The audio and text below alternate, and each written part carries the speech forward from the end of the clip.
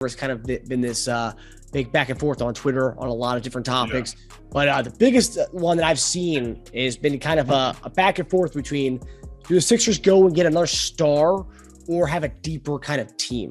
Now we've kind of talked about this before as far as what we do. Do we kind of keep what we have and kind of try to add some pieces, or do we go out and go get another guy, like another a big time guy? So, and a lot of Sixers fans can't agree on this, as most people can't, ever agree on anything. But I want to ask you guys, what do you guys think is a bigger deal for us, to go out and get a star, or to kind of keep what we have and build and get some pieces to have a deeper team going into next season?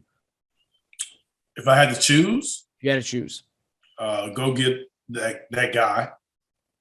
I think you got to win and fill in your role players with some veteran guys. That's how I see it. I mean, I think if you're going depth and you're doing that, then are you going young and trying to still stay competitive and develop that way? If that's the approach, then yeah, I wouldn't say go get a guy. But if you're saying we're trying to win the championship, you got to go get that guy. Tasia, what are your thoughts on that? So complicated. I mean, it just depends. When I was thinking about it, I was like, this comes down to two big things, right? James Harden and how his deal is structured.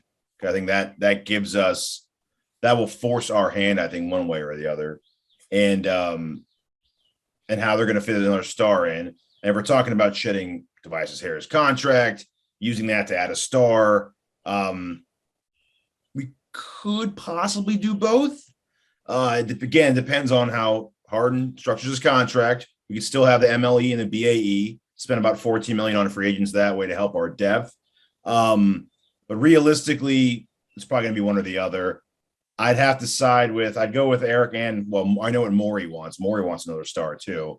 If we had another star with Harris's money and got a serviceable starting four, I think that between the new star, Maxey, Harden, and Embiid, we have a lot of firepower. The one thing that draws me back, though, is I know Harris isn't a star, but he averaged 17 to 19 with Harden, right? And since Harden came here. How much more? I mean, let's say we got LaVine, right? Let's say we somehow pulled that out. I'm just using that as an example. How much more can LaVine score with the amount of touches that he's going to have? Because he's not going to have Chicago numbers. He's not going to have, Minnesota numbers. Right? When I think of someone like that, I don't think of as if, what can the guy do with Joel? I'm thinking more of, can a guy win us a game? Can we get in the fourth quarter of a conference finals or conference semifinal game and he win the game for us? So yeah, that's where James is supposed to be that guy too. But if you're getting a guy, so if James doesn't do it and Tobias doesn't do it, basically who is Joel is the only guy. So I just think I think some of that falls on James. But I think that you got to have, if you get another guy, that's what it's all about. The team putting you in position to go win a game. If Joel doesn't play or if he just doesn't have it that game, do we have a guy, Chris Middleton type guy that can, when Giannis is in that foul trouble or don't have it going, he wins the game. He's done that historically. So I'm not saying Chris Middleton. I'm just saying that type of player. Mm-hmm. Is how I'm thinking, looking at it. And I do see why people, to defend the other side of it, I do see why people want the depth, right? I totally agree to. Yeah, I can see both ways. I think the depth definitely helps you because some of that we're asking for, it'll just be spread. It won't just be one particular guy. It'll be multiple people. And hopefully with the depth, you'll also have the specialists that you need, rebounding, defense, shot making. So I can see that, and that's definitely needed. I just don't think you can address every area. Yeah. That's just my concern with that. Yeah. I mean, if you got rid of Harris, got a serviceable four, a cheaper guy does something similar but cheaper. and then you get a legit two-way three, and then you get some bench pieces. I wouldn't hate it if we went the depth route. I mean, look, Miami beat us with a big part of their depth, not their high end talent. It was their depth that ended up just like taking over. Their bench killed us every game. So, if you look at why we lost, it wasn't necessarily because of the high end. But those guys in Miami are really good in their roles. Yep. Yeah, we just don't have that. So I see why we do that. I would personally. So that's what I'm saying. Like, you can go get the depth, but they still have to perform in their roles. Mm-hmm. Yeah. But at the end of the day, I agree with you. I think you go get the most talent you can, get the highest end talent you can, and try to figure it out and plug the holes as you go along. Now, what do you guys say? Because one of the biggest for the people online who are, more so the depth route, the biggest thing they say to the people who want another star is, well, isn't the whole point of bringing in Harden? Wasn't that supposed to be our 1B to MB 1A? I mean, so on top of that, are we bringing in another star? I mean, something I guess that's what kind of people are saying. It's more like we already brought in the other star. Now it's time to go get the other pieces because it was an unfinished product that we had last year. Kind of getting the unfinished pieces because we have now our 2 stars, and then Maxey can be the emerging star of that. But do you guys not agree that Harden is the 1B? No, I don't see him as a 1B. I see him as number 2. Number 2. I mean, I see him as number 2. I've always seen him like that. But I understand that argument that James should be that guy.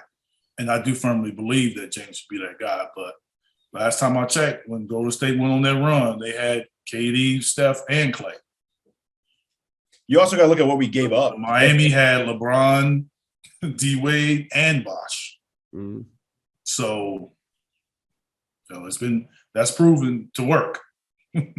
It's funny though, if you track back, we were already looking for another guy to add with Simmons when we had Simmons. Yeah. So what we gave up to get Harden, yeah, he's supposed to elevate us, but we gave up Simmons for that. So we lost a big piece of who was supposed to be the 1B to Embiid's 1A, right? Yeah. So we kind of just substituted that and lost a big and lost Curry. But they are replaceable. So we kind of didn't really move the needle beyond that Ben Simmons team. So that's I mean, I agree. We still need to add. If what you're saying is like, if you feel that we don't need it with James, then did you feel that we needed it with Ben? I totally thought we needed so it. I don't think it could have been both, in my opinion. I think even though they're different players, but at the end of the day, that's what they're behind Joel as far as being your go-to guy. The one thing I will say with the Ben lineup, though, is that I wasn't expecting Maxey to take the jump he did. So that guy we were looking for last year with the Ben team, Maxey looks like it could have been that. Yes. Then we'd still be down a legit 2A 3. Either way, we're still missing something here. So, well, I mean, Thybulle's supposed to be that guy. So he is. But you technically have that position, and he may very well be that guy next year. So, it takes some time. But I'm just saying. But technically, he's supposed to be that guy. So we're hoping. Yes. Defensively, he is. I think. Yeah. Offensively, it'll get better. That's the problem with him and Ben, though. You'd have like between them like one offensive player. So so luckily we don't have that problem anymore. James fills in for the offense, but you still need a guy who can hit an open jumper. But I mean, I know there are a lot of, if there's been someone on this team that people have sold on, like the difference of opinions gone from here to here, it's for Thybulle, man. Thybulle's really, really, really been sold on this last few months, which is crazy because he's still got the second team, but defense, but yeah. And I feel like a lot of people were just basing that off of how lost he looked when he when he played in that Toronto series, when he played those 2 games where he'd been off for a week or 2. People that are basing their opinion on Thybulle over that kind of I mean, because it was the situation off the court. That will impact people's decision. I mean, how they feel, because they feel, the decision he made Some people thought it was a selfish act. Yeah. I'm not saying that. I'm saying Right. some people thought it was a selfish act. So if you feel that way about him, then you'll feel more negative towards his game. And I think he got a lot of backlash from that. Yeah. For sure. And the fact that, and going off that, at the end of the season, I think a reporter asked him if he regretted not getting the vaccine, and he said he had no regrets on his decision that he made. So that'll make it worse for the people that feel that way about him. Exactly. Yep.